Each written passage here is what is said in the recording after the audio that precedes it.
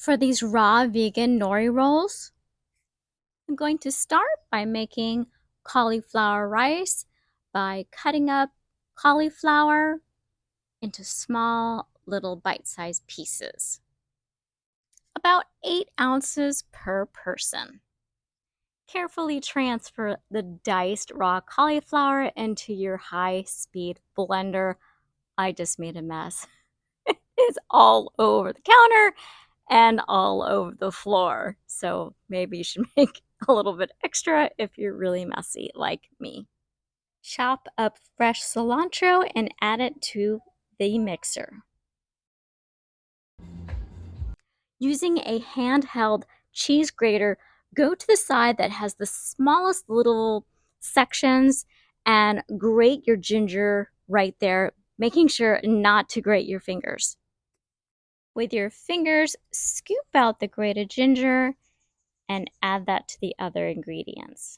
Put your blender on low, pressing down with a tamper, and give it a spin for about 20 seconds. This is what it looks like, but the pieces are still a little bit too big, so I'm going to take a large spoon, pressing down the pieces toward the bottom and giving it a second spin. This time for just 11 seconds.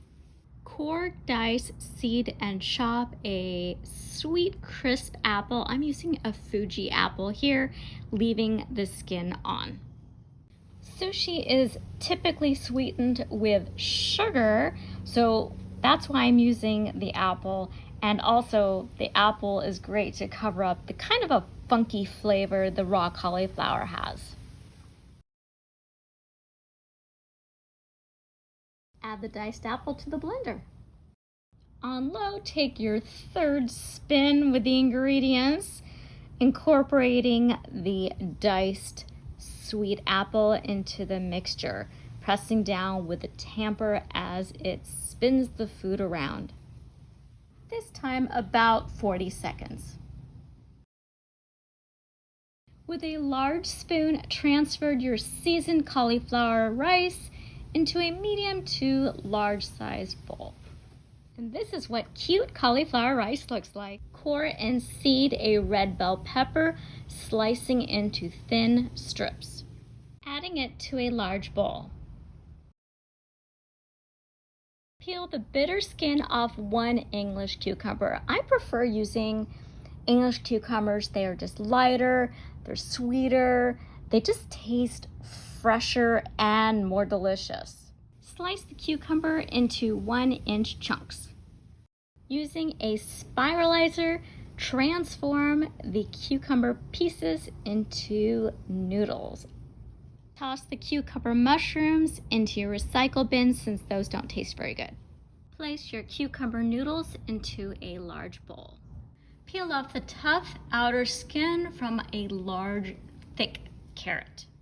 Cut a piece of carrot section that will fit into the spiralizer to make carrot noodles, so you want that section to be thicker than the others. Spiralize that piece of carrot. The remaining carrot pieces slice into matchsticks. Let's make the spicy wasabi dressing. I'm using Japanese extra hot wasabi powder. It says it's 100% Wasabia japonica, and it says in parentheses wasabi powder, which is good that there's nothing else in it. 1/2 of a teaspoon is plenty hot for me. 1 pureed avocado cup with salt. I got this from Costco. These are really handy. 1 tablespoon of coconut aminos.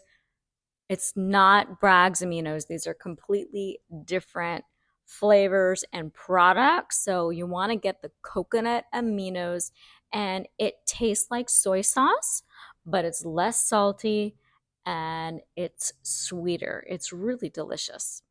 I didn't show it, but I did add some sesame seeds and a sprinkle more of salt. Make sure to stir well. I filmed my husband making these nori rolls because he does a much better job than I do, and it looks so much prettier when he makes it.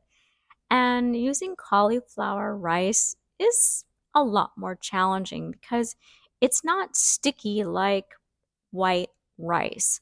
So it does take a bit more finesse, and he is using some water on the nori sheet to help it stick better. This tastes wonderfully similar to a vegetable roll. Make sure to enjoy that wasabi sauce by dipping into it. Recipe in the description below. Look how cute these are! For my favorite low-fat, oil-free, plant-based vegan recipes, order my cookbook with vegan nutrition facts on how to prevent and reverse disease, which chronicles my personal health and weight loss story through my website, thehighfivediet.com.